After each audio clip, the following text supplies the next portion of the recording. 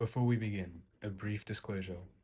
While this video essay is based on The Wave by Todd Strasser, many of the visuals shown will be from Die Welle, the 2008 German film adaptation. While both explore similar ideas, their storylines, characters, and outcomes differ. Viewer discretion is advised. This is a story about control, about identity, about how easily structure can become oppression. The Wave is more than a school experiment. It's a mirror held up to society, one that forces us to ask, how far would we go for a sense of belonging? Set in a Californian high school, The Wave begins with a question: how could ordinary people follow the horrors of Nazi Germany?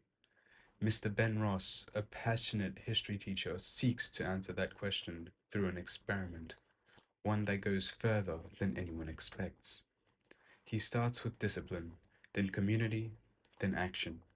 The students, many disinterested at first, were swept up in it. A name is chosen, The Wave, with salutes, slogans, and membership cards. A simple classroom activity becomes a movement.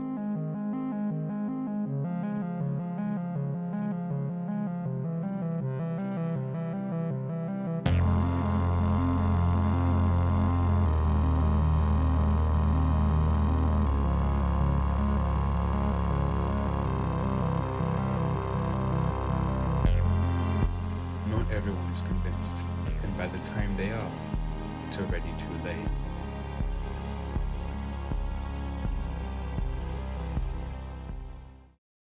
The central theme of The Wave is power, how it's gained, how it's used, and how it changes those who hold it.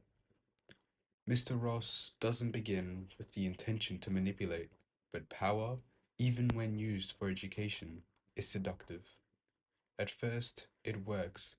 His class is focused, respectful, engaged, but he goes further.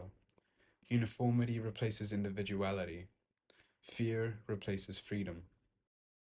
Power transforms Mr. Ross from a teacher into a leader, then into a ruler. What he began to teach about fascism becomes a demonstration of it. Power, even when temporary, reveals what lies beneath. Ben Ross is not evil. He's intelligent, curious, and frustrated by his students' lack of engagement. He believes that understanding must be felt, not just studied. But the experiment changes him. Ross starts to enjoy the authority. Students obey without resistance. They hang on his every word. It gives him something he didn't know he needed: complete control. And when it spirals out of control, he's slow to act. Because part of him doesn't want to. He doesn't just create the wave, he becomes its symbol. Laurie Saunders is the moral center of the story. She sees the danger early, the conformity, the intimidation, the fear. Her courage to speak out, even when isolated, shows that resistance isn't easy, but it's necessary. David Collins, Laurie's boyfriend, is seduced by the unity of the wave. He believes it's helping students. He doesn't see the harm until he causes it. Ey, wir hätten gewonnen, wenn du nicht alles versaut hättest. Das hat dich geärgert, oder? Es wäre zum ersten Mal meine Show gewesen. Idiot. Caro, Lass mich. lass mich nicht so arrogant stehen!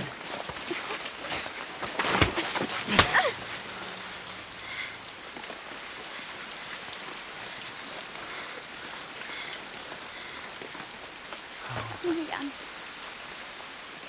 Fass mich nicht an! Caro. He shoves Laurie, and in that moment, everything becomes clear. Robert Billings, the class outcast, experiences something different. For the first time, he feels accepted, respected. He's no longer the class loser. He's a loyal soldier. But that identity is hollow. It disappears the moment the wave ends, and he's left even more alone than before. Language is power. In the wave, slogans replace thought, strength through discipline, strength through action. They sound noble, but they remove the need for explanation. The more the students repeat these words, the less they think for themselves. It's a subtle form of control, and it's chilling. Symbols matter.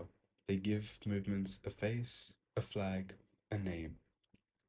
The wave symbols, its salute, its posters, its armbands mirror historical fascist imagery. They're not just visuals, they're tools of unification and isolation. If you're not wearing the symbol, you're not part of the group, and soon you're an enemy. This kind of visual branding creates an us versus them mindset, and it works frighteningly fast. The Stanford prison experiment, led by Philip Zimbardo in 1971, tested how people behave when placed in roles of power and submission. Students were randomly assigned as guards or prisoners. Within days, guards became cruel and prisoners broke down. The experiment was shut down early. In the Wave, we see a similar dynamic. Students with the Wave membership cards become enforcers. They report classmates and punish dissent. Mr. Ross, like Zimbardo, claims it's all part of the experiment, but the line between reality and roleplay vanishes. The question remains, was it ethical? Could the harm done to students, psychological or emotional, ever be justified? The Wave is directly inspired by Nazi Germany, and the parallels are haunting. The slogans, the obedience, the demonization of outsiders, the belief that the group is more important than the individual. But the most terrifying similarity, people followed willingly. The wave ends not with violence, but with silence. Mr. Ross reveals the final lesson, that they would have followed anyone, even a dictator, even Hitler. It's easy to believe we'd never fall for fascism, that we're too smart, too aware, but the wave reminds us how wrong that belief is. Power doesn't arrive in boots and tanks. It arrives in slogans, uniforms, in the promise of belonging.